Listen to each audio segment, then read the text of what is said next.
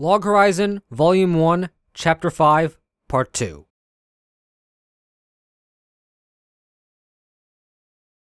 Another afternoon and night had passed. As scheduled, Shiroe, Naotsugu, and Akatsuki had set up camp for reconnaissance about 15 minutes from the outskirts of Susukino. The town of Susukino, the imperial capital of Ezo, was an urban zone located in the Ezo Empire Field Zone, roughly where Sapporo had been in the Old World. The area was a fortified city that included a farming region where many non-player characters lived. When Shiroe, cautious as usual, found a tumble-down house on the outskirts of the city where they wouldn't be spotted, they settled there for a while and checked the gates to the Susukino zone. I see nothing that currently warrants caution, my liege. This place sure feels dicey, though. It's practically dead. Shiroe nodded agreement with both these statements. He was drawing a simple map of Susukino on a piece of paper he'd taken from an inner pocket. Susukino is built around a main street like so. The downtown area cuts across the east side. The central plaza is here in the east. He drew in an arrow, are going to enter from the west. Couldn't we just rendezvous with them outside the city? Bad plan, short stuff. Is it Naotsugu the Lech? Shutting down his companions, who'd started their usual short stuff and lech banter, Shiroe explained.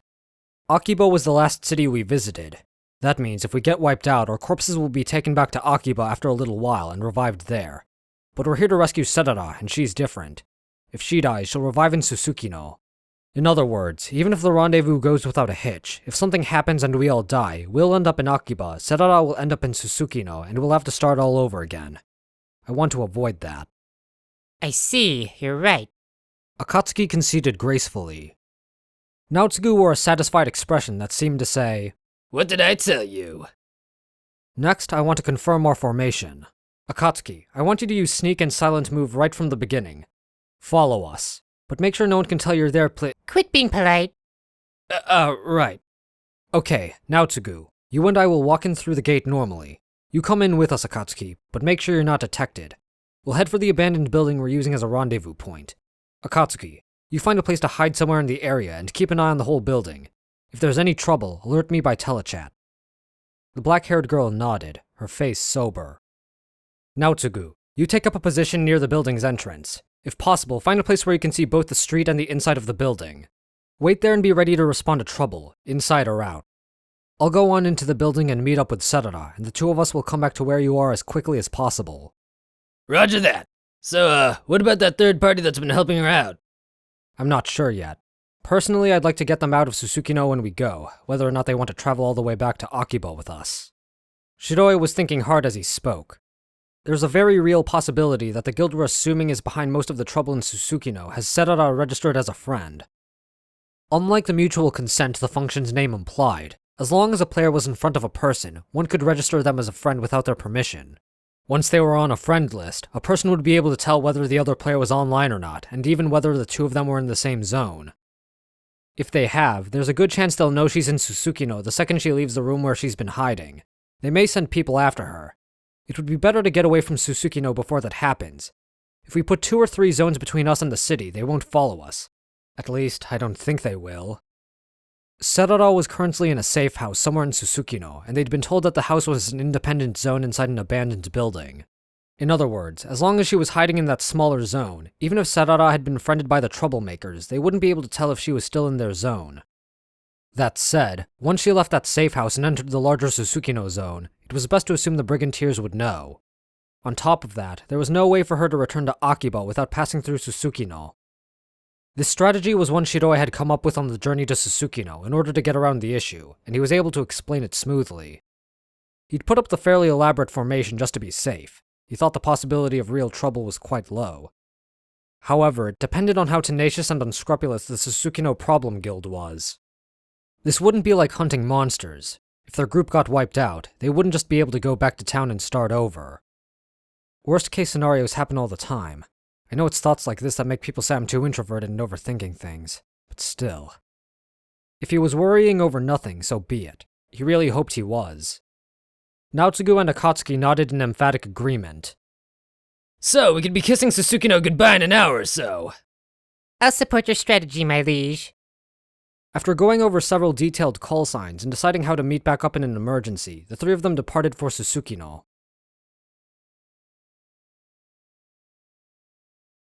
The gate of the city was overwhelming. Reinforced with blue steel, it had been designed to look like a castle gate, and it had angular latches jutting into the frame on all sides.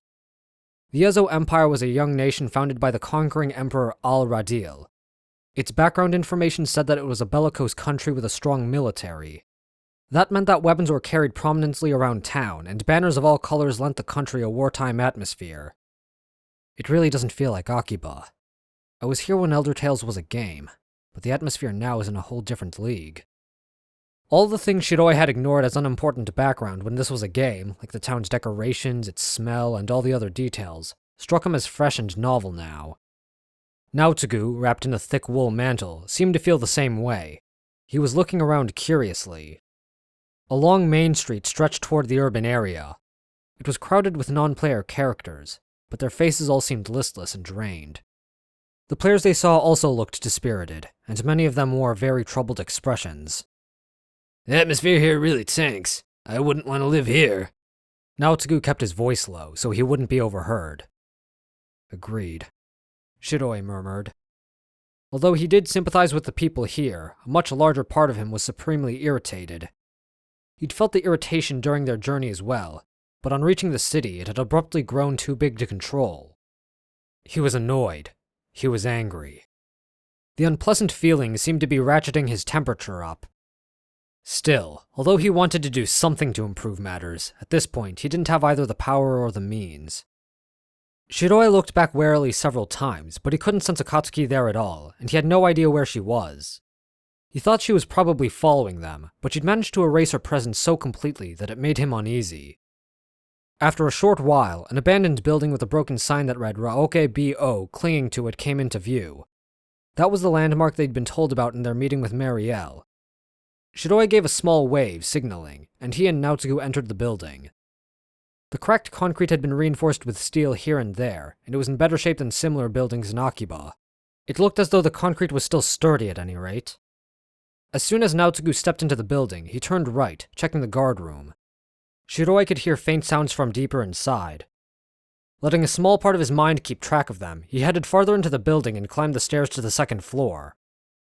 When he contacted Maryelle via telechat and had her relay the information, the response that came back was, We'll head over right away. Up to this point, everything had gone according to plan, and Shiroe let himself relax just a little. It had been 6 minutes since they'd entered Susukino. So far, so good.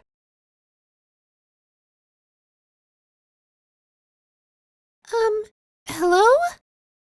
Shiroe, who'd turned calmly enough at the sound of the approaching footsteps, was greeted by a girl wearing the softly curving leather armor unique to the recovery classes.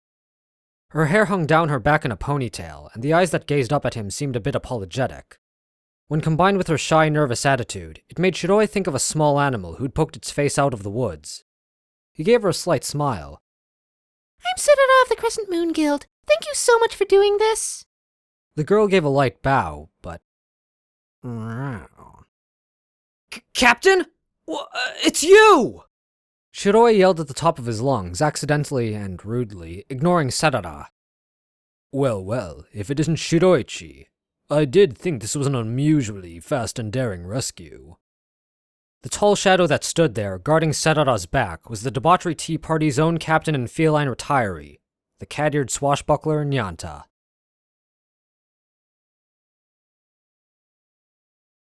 To read along with audio light novel Log Horizon or to read on your own time, buy the light novel.